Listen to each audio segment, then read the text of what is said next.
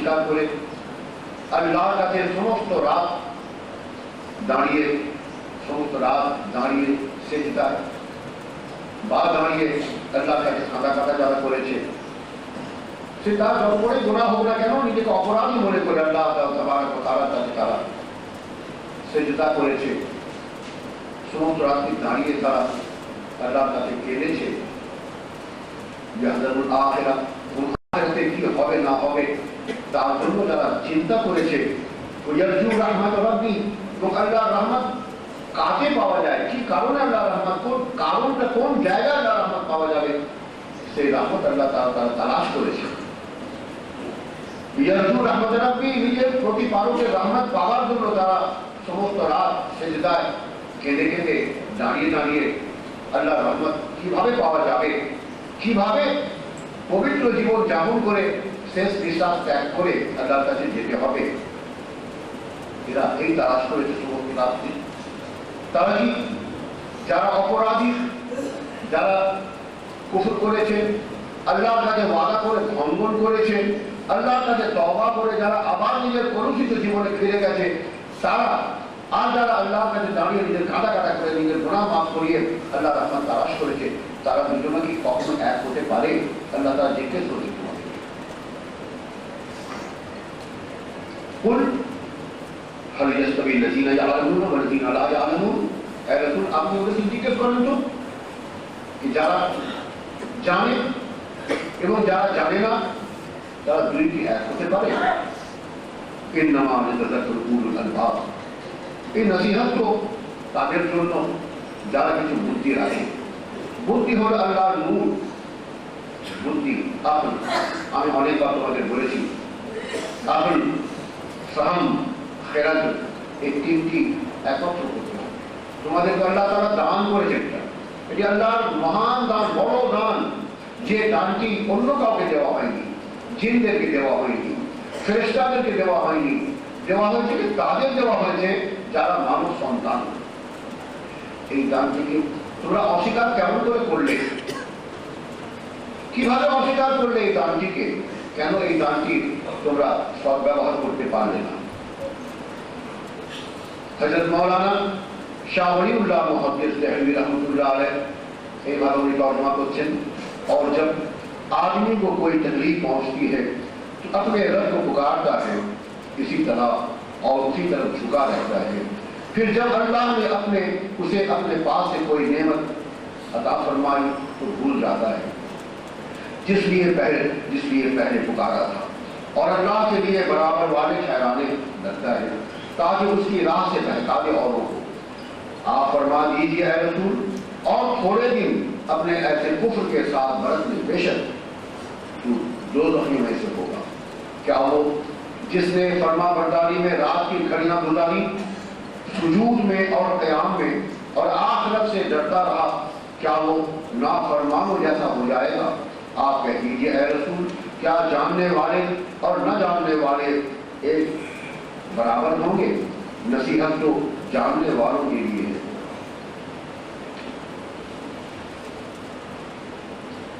Bishop William Christian তিনি বলতেন, when some trouble toucheth man, he cried unto his Lord, turning to him in repentance. But when he bestoweth a favor upon him as from himself, don't forget what he cried and prayed for before, and he don't set up rivals unto Allah, thus misleading others from Allah's path. Say, O Muhammad, enjoy thy disbelief for a little while. Verily, thou art of the companions of the fire. He is one who worships devotedly during the hours of the night, prostrating himself or standing in adoration, who takes heed of the hereafter, and who places his hope in the mercy of his Lord Allah. Like one who does not say are those people, those who know and those who do not know. It is those who are endued with understanding and receive admonition. একজন খ্রিস্টান কোরআন পাকের তর্জমা এইভাবে করেছে। বাবাজিরা, এখন প্রশ্ন হলো যে প্রেজেন্ট ইসলাম, এখন যে ইসলামটি আমরা ফলো করছি, এটা কি মনে প্রাণে সম্পূর্ণভাবে বিশ্বাস করে কি এটা কেউ বলতে পারবে যে এটাই ইসলাম? যে ইসলামের রূপ এখন দেখা যাচ্ছে, যে ইসলামটিকে আমরা ফলো করে যাচ্ছি, এটি কি ইসলাম? প্রশ্নটা তোমরা একটু চিন্তা করে দেখো। ইসলাম এখন যেমন বলা হচ্ছে যে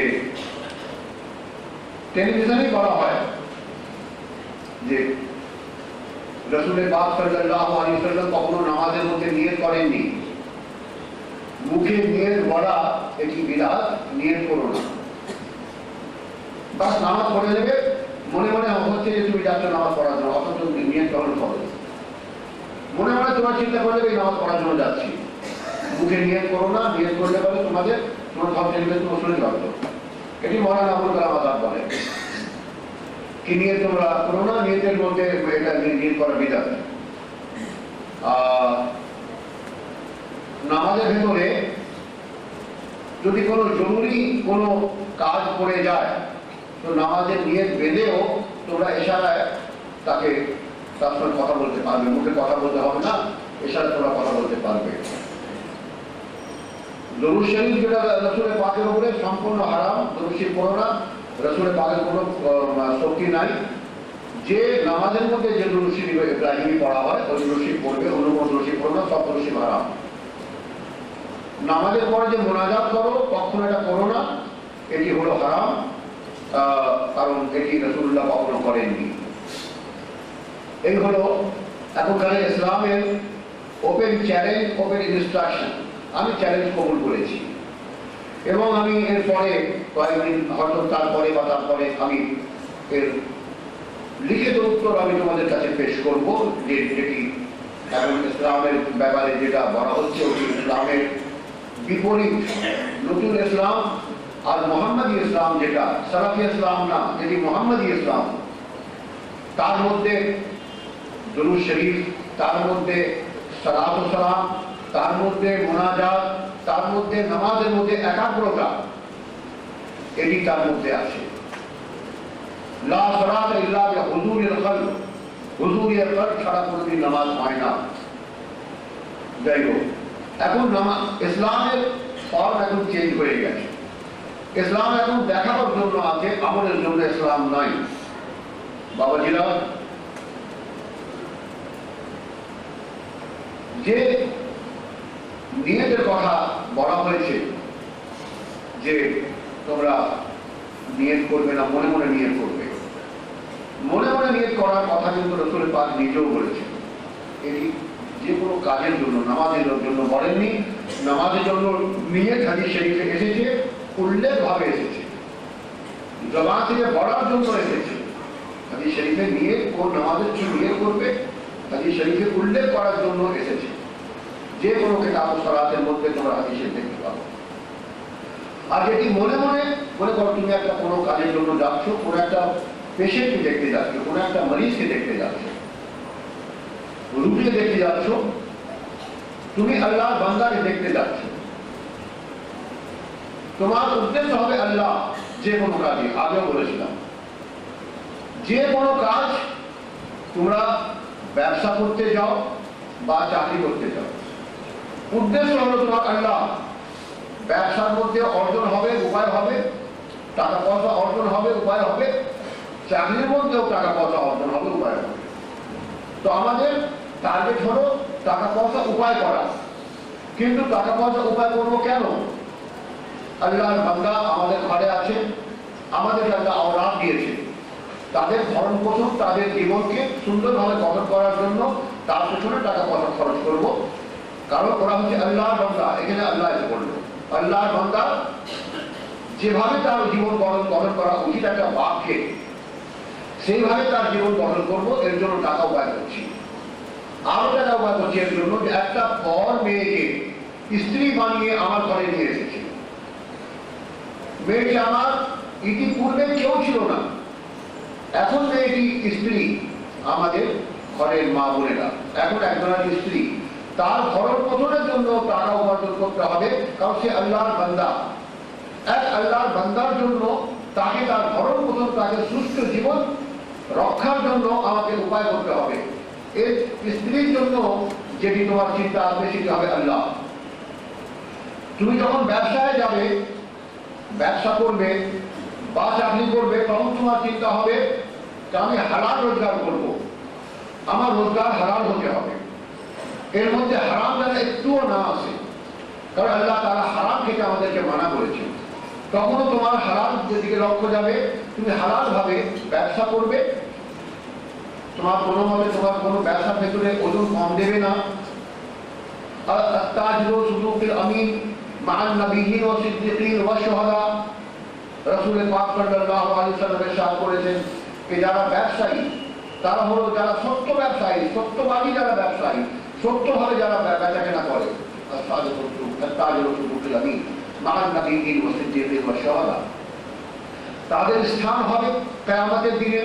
যারা সত্যিকারের ব্যবসায়ী, হালাল হারাম চিনে যারা ব্যবসা করে, তাদের আল্লাহ তারা স্থান দেবেন নবীদের পাশে বা সাহাবায়ে কেরামের পাশে বা শুহাদায়ে কেরামের পাশে, তাদের স্থান দেওয়া হবে। তারা এত বড় ব্যবসা, এত বড় মর্যাদা। চাকরি যখন করবে তখন তোমাদের বস যেন ধোকা না খায়। তোমাদের যদি 9 to 5 বা 10 to 4 যদি সময় থাকে চাকরি করার, তাহলে তোমাদের হাতে কাজ থাক আর নাই বা থাক, তোমরা তোমাদের সিটে বসে থাকবে। যদি তোমাদের কেউ পিয়ন হয়ে থাকে, তো তার যার চিঠিপত্র দেওয়া যথা সময় তাদের পদবি দিয়ে আসবে। যে কোনো কাজ, অফিসের ভেতরে হোক বা অফিসের বাইরে হোক, অফিসে যে নিয়ম, সম্পূর্ণ নিয়ম পালন করে তোমরা চলবে। এমনকি যেন না হয় যে শ্বশুর বাড়ি যাচ্ছ, মাথায় ব্যথার ভান করে ডিসেন্ট্রি হয়েছে, এই ভান করে ডাক্তারের কাছ থেকে সার্টিফিকেট নিয়ে ডাক্তার হারাম করে লিখে দিল যে he was suffering from dysentery related, এবং সেই সার্টিফিকেট নিয়ে চলে গেল বসের কাছে। বস দেখলো যে হ্যাঁ ও ডিসেন্ট্রি হয়েছিল বা জ্বর হয়েছিল, সেখানে তাকে মাফ করে দেওয়া হলো। কিন্তু এই 3 দিনে ঘরে থেকে বা শ্বশুর বাড়ি গিয়ে ওখানে যাবে মুরগা মুসলমান খেয়ে ফিরে চলে এলো, 3 দিন পরে সে জয়েন করলো। এই 3 দিন ধোকা দেওয়ার কথাটা কেমন করে তোমাদের মূল বিষয়ে আমরা হারাম করে ফেললো, এটি তো আমি যা বুঝতে পারলাম না। যদি এই 3 দিনের পয়সা হারাম হয়, তাহলে এই হারাম পয়সা হালালের সঙ্গে মিলল। এটি ফতোয়া যে কোনো হারাম হালালের সঙ্গে যখন মিলে যাবে, তো হালালটাও হারাম হয়ে যাবে। ওই হারাম পয়সা তোমাদের স্ত্রী খেলো, তোমাদের ছেলেপুলে খেলো, তুমিও খেলে, হারাম পয়সা থেকে হারাম রক্ত হলো। হারাম রক্ত থেকে 70 ড্রপ রক্ত থেকে 1 ড্রপ সিমেন্ট হলো। সিমেন্ট 1 ড্রপ সিমেন্ট হলো 70 drops of your blood makes 1 drop of cement, যাকে বাংলায় কি বলা হয়, বীর্য বলা হয়। 1 ড্রপ হলো, সেই বীর্যের দ্বারায় তোমাদের সন্তান হলো। হারাম পয়সা, হারাম রক্ত, হারাম রক্ত দিয়ে হারাম বীর্য, হারাম বীর্য দিয়ে হারাম সন্তান হবে না, হারাম সন্তান হবে। সেই সন্তান বাপের কাছে সিগারেট খাবে, বাপের কাছে গার্লফ্রেন্ড নিয়ে ঘুরবে, বাপের কাছে সিনেমার গান গাইবে, নাকি দোয়াদুর পড়বে। সেই সন্তান কোনো বেয়াদব হবে, আদরটাও হবে। তোমরা খামাখাই তো সন্তানদেরকে দোষটা চাপাচ্ছ না কেন?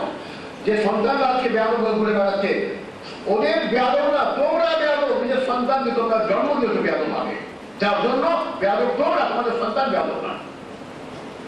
হারাম পয়সা নিয়ে লালন পালন করেছো, যাই সন্তান, যার জন্য সন্তান হয়ে তোমাদের সন্তান ঘুরে বেড়াচ্ছে। যাই হোক, আমি বলছিলাম যেই কাজ জীবনে তোমরা করবে সেই কাজে তোমাদের টার্গেট হবে আল্লাহ। আল্লাহকে সামনে রেখে যা কিছু করবে, মসজিদে এসে যদি তুমি শুধু রশিদ আহমদ জোনপুরীর তাকে শোনার জন্য, তাহলে তোমার নামাজ আল্লাহ কবুল করবে না। যদি সুন্দর মসজিদ থেকে এসেছো, পাখার নিচে বসে হাওয়া খাও নামাজ পড়বো, তারপরে তোমার নামাজ আল্লাহ তারা কবুল করবে না। যদি রশিদ আহমদের জন্য নামাজ পড়তে মসজিদে এসেছো দূর দরাজ থেকে, তাহলে তোমার নামাজ কবুল হবে না। এর মধ্যে কারো কিছু বলার আছে? কারোর বলার নাই, এটি ফতোয়া। কোন ব্যক্তিগত কোন কারণে, কোন একটা স্পেশাল কোন কারণে যদি আল্লাহকে চেষ্টা করার জন্য যে কোনো জায়গায় যাওয়া যায় ব্যক্তি বিশেষে, তাহলে তার ইবাদত হবে না।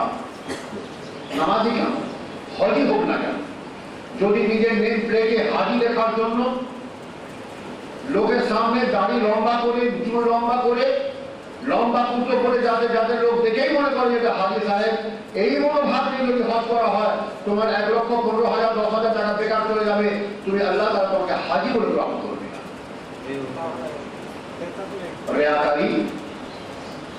রিয়াকারি কি গুনাহ, তাই না? কেমন গুনাহ? কবিরা, জিনা, কবিরা গুনাহ না, তার চেয়ে আগে। হাদিস শরীফে, মুসলিম শরীফে বলা হয়েছে যে রিয়াকারি, লোক দেখানো কোনো কাজ যদি করে থাকা যায় তাহলে একে বলা হয় রিয়াকারি। রিয়াকারি হচ্ছে শিরকে আযীম, বড় ধরনের শিরক যদি হয়ে থাকে তাহলে হলো রিয়াকারি, লোককে দেখাবার জন্য।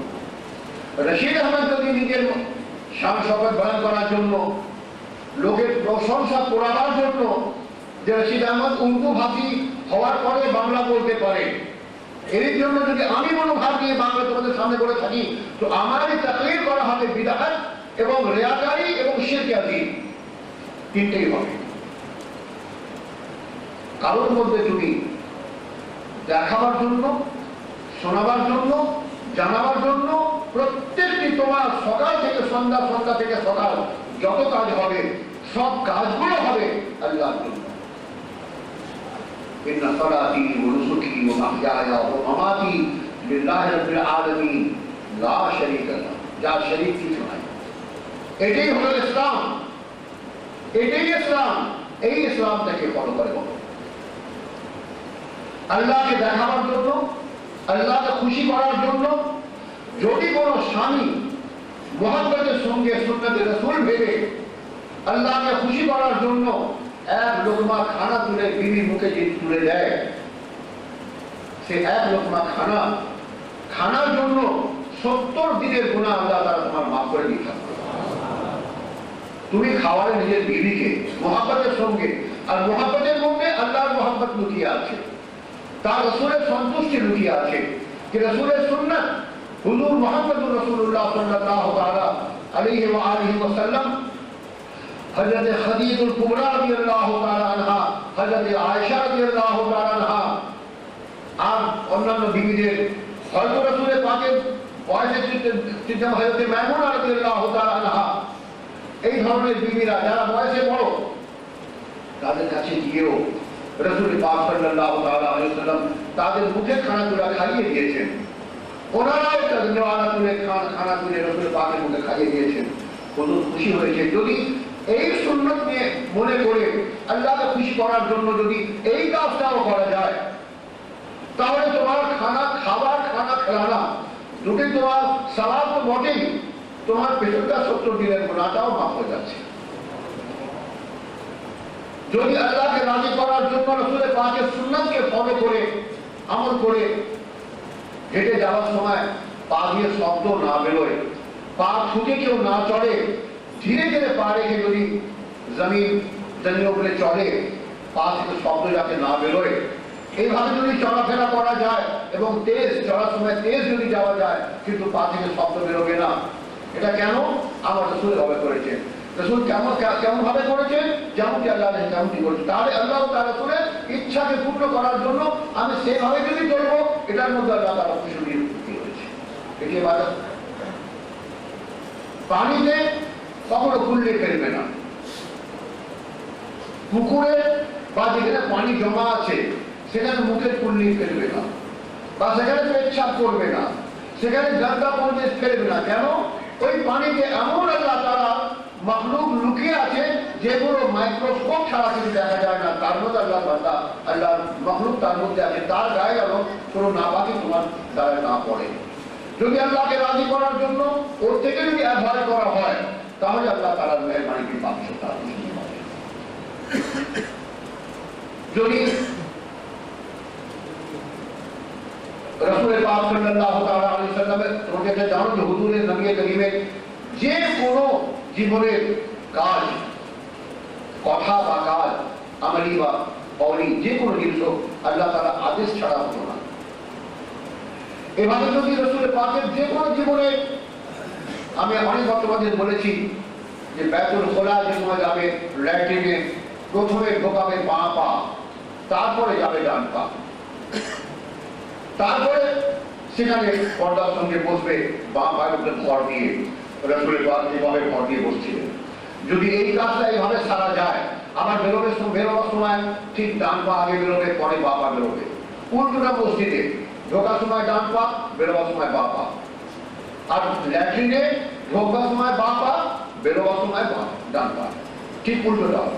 যদি রাসূল পাকের এই ছোট্ট কাজটি, এই ছোট্ট সামান্য কাজটি রাসূল পাকের মুহাব্বতের জন্য, আল্লাহ সন্তুষ্টির জন্য যদি করা হয়, তো ও কাজটি তোমার ইবাদত করতে আল্লাহ ওখানে চলে আসছে। যে কোনো কাজ, শুতে গেলে তুমি যখন ঘুমোতে গেলে, ঘুমাবার সময় ঘুমাবার আগে বিছানায় বসে 100 বার ইস্তিগফার করে নিবে। কেন করবো? এটি গুনাহ মনে থাক আর গুনাহ মনে নাই বা থাক, আমি করবো এর জন্য যে হুজুর মুহাম্মদুর রাসূলুল্লাহ সাল্লাল্লাহু তাআলা আলাইহি ওয়াসাল্লাম বিছানায় বসে ঘুমাবার আগে 100 বার ইস্তিগফার পড়ে নিতেন। বুখারী শরীফ, উনি 100 বার ইস্তিগফার তিনি পড়ে নিতেন আল্লাহ তাআলা সুদা খুশ করার জন্য। আল্লাহ তাআলা গুনাহ মাফ করুক বা না করুক তার ইচ্ছা, আমি তো আওয়াজ করলাম আল্লাহর কাছে, এখানে আল্লাহ তাআলা খুশি দিয়ে এখানে চলে এলো। যে কোনো জিনিস, যেমন পায়জামা পরছো, পায়জামা যখন পরবে তখন দাঁড়িয়ে পা গলিয়ে দেবে না, এটি সুন্নাতের খেলাফ।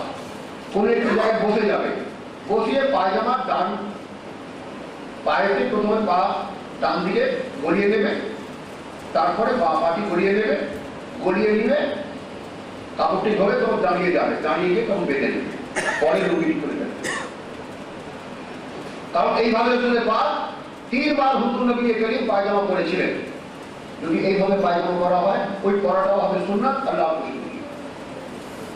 যারা পাগড়ি বাঁধেন, কোনোদিন বসে পাগড়ি বাঁধবেন না। রাসূল পাক বসে পাগড়ি বাঁধতেন না। পাগড়ি যখন বাঁধা হবে তখন পায়জামার মতো বসে পায়জামা যখন তুমি পরলে, যেভাবে, এটি মেয়ে হোক আর পুরুষ হোক, সবার জন্য যেভাবে পায়জামা বসে পরলে, পাগড়ি কিন্তু বসে বাঁধতে পারবে না। পাগড়ি যখন বাঁধতে হবে তখন দাঁড়িয়ে বাঁধতে হবে। পাগড়ি বাঁধার পরে তখন বসতে হবে, কারণ এটি রাসূল পাক করেছিলেন। কেন করেছিলেন? আল্লাহর হুকুম ছিল, এখানে আল্লাহ চলে গেল। যে কোনো জিনিস, যে কোনো কারণে, যেমন জায়নামাজ, অনেকে দেখবেন মসজিদে আসার সময় জায়নামাজ নিয়ে আসেন। মসজিদ যতই পরিষ্কার হোক, উনি জায়নামাজ বিছিয়ে নামাজ পড়ছেন, রাসূল পাক মানা করেছেন, যাতে করে মসজিদের ধুলা তোমার পেশানিতে লাগুক। আর যতক্ষণ লেগে থাকবে মসজিদের ধুলা তোমার পেশানিতে, ততক্ষণ পর্যন্ত আল্লাহর আসমানের ফেরেশতা তোমার পেশানিতে চুমু খাবে। তোমরা ওরা ভালো করে মুছে দাও, আর যাতে ধুলা না লাগুক, যার জন্য ঘর থেকে জায়নামাজ নিয়ে এসে বিছিয়ে তারপর নামাজ পড়ো। এটি সুন্নাতের খেলাফ। যদি আল্লাহ খুশির জন্য, রাসূল পাকের খুশির জন্য যদি এটা না বিছিয়ে ওইভাবে নামাজ পড়ো, এখানে আল্লাহ তার চলে এলো। যাই হোক, যেভাবে হোক না কেন, মুসলমানের জিন্দগি, মুমিনের জিন্দগি, মায়ের কোল থেকে নিয়ে কবরের কোল পর্যন্ত ইবাদত। কোন একটা পদে যদি কারণ মনে থাকে, কোন একটা জিনিসের নাম আমাকে জানিয়ে দাও যে এই কাজটিতে ইবাদত না। এমনকি স্ত্রী এবং স্বামী জায়েজ মুলাকাত, এখন আমি সম্পূর্ণ বলতে পারবো না, সে মুলাকাত যদি কেউ জিজ্ঞেস করে আমি নিরালা ভাবে আমি তোমাদের জানিয়ে দেব। সেই জায়েজ মুলাকাত যদি করা হয়, সেকে ইবাদত বলে গণ্য করা হয়েছে। এবং তার জন্য যেমন রাসূল পাক বলেছেন যে তোমরা যখন স্ত্রীর কাছে যাবে জায়েজ মুলাকাত করার জন্য তোমরা পবিত্র হয়ে যাবে, ওযু করে যাবে। কারণ যতবার রাসূল পাক সাল্লাল্লাহু তাআলা আলাইহি ওয়া সাল্লাম স্ত্রীর কাছে জায়েজ মুলাকাত করার জন্য গেছেন, ওযু করে গিয়েছেন। কোন কোন বারে এক রাত্রে 7টা ঘরে গেছেন, 6টা ঘরে গেছেন, 7 বার 6 বার তিনি গোসল করেছেন, ওযু করে গেছেন। এবং হুজুর আদেশ করেছেন হযরত আলীকে, আলী বিবির সঙ্গে জায়েজ মুলাকাত করার সময় তোমরা উত্তমভাবে যদি গোসল করে ফেলো, না হলে অবশ্যই তোমরা ওযু করে যাবে। কারণ যদি এই পবিত্র অবস্থায় তোমার সেই ঘরে আওলাদ আল্লাহ তাআলা দান করেন, তো সেই আওলাদ অবশ্যই এর মধ্যে কোনো ভুল নাই, সে আওলাদ আল্লাহর ওলি হবে। এবং তোমরা কাজের সময় তোমরা আল্লাহকে হাজির নাজির মনে করবে, আল্লাহ হাজির, আল্লাহ হাজির। সেই কাজের ভেতরেও আল্লাহর অস্তিত্ব বজায় রয়েছে, সেই কাজের মধ্যে আল্লাহ তার অস্তিত্ব আছে। কারণ যত টেস্ট, যত রকমের টেস্ট, মজা, স্বাদ যাকে বলা হয়, সে স্বাদটি আল্লাহ স্বয়ং। হযরত জাবির, হযরত সাদি সালিমি রাহমাতুল্লাহ তাআলা আলাইহি, হযরত সাদি সালিমি রাদিয়াল্লাহু তাআলা আনহু, ইনি এত লাজুক ছিলেন, আল্লাহকে এত বেশি ভালোবাসতেন আর ভয় করতেন না, আমি ভুল বলেছি, হযরত হানজালা রাদিয়াল্লাহু তাআলা আনহু, বয়স হয়েছে বাবা, আমার মতো বয়স তো হোক না 104 বছর, তখন বুঝবে টাকা ভুলে যাবে। তা তো এখন কিন্তু আমি জওয়ান আছি, আমি এখন বুড়ো হয়নি, এখন আমার কিছু হয়েছে নাকি।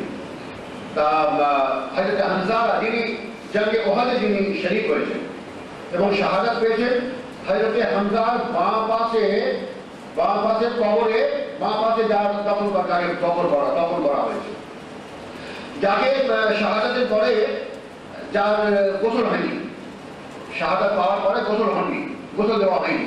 সাহাবা কেরামরা গোসল দেওয়ার জন্য পানি নিয়ে গোসল করাবার জন্য রাসূল পাক মানা করলেন, গোসল দিও না। কেন গোসল দেবো না? গোসল হয়ে গেছে। জানবো কেমন করে? কাপড়টা খোলো, কাপড় খুলে দেখে যে টস করে পানি পড়ছে গোসল করার। জান্নাত থেকে গোসল করিয়ে পাঠানো দেওয়া হয়েছে তাকে। তার নাম হচ্ছে হযরত হানজালা রাদিয়াল্লাহু তাআলা আনহু।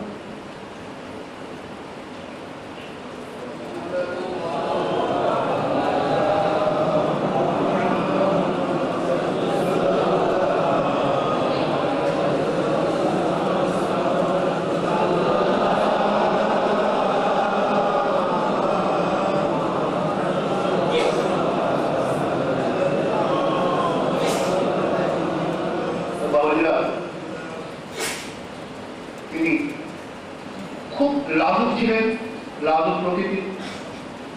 আল্লাহকে ভালোবাসা আর ভয় বেমিসাল, তার বর্ণনা করা যাবে না।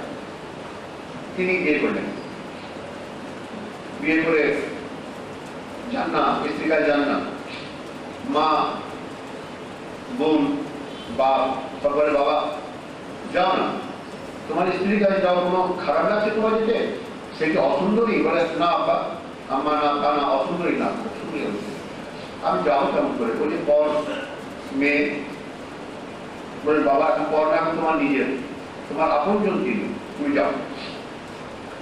গেছেন, যে চুপ করে মাথা ঝুঁকি দাঁড়িয়ে আছেন, স্ত্রী সালাম করে আহ্বান করলেন যে আমার মাথার তাজ আছেন, আমার কাছে এসো, কাছে বসো, মন খারাপ লাগছে এটাও জিজ্ঞেস করলেন।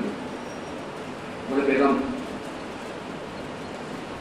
তুমি পর স্ত্রী, পরের মেয়ে আমার স্ত্রী, এবং আমি জানি স্ত্রীর স্বামীর সম্পর্ক কি আমি জানি। তা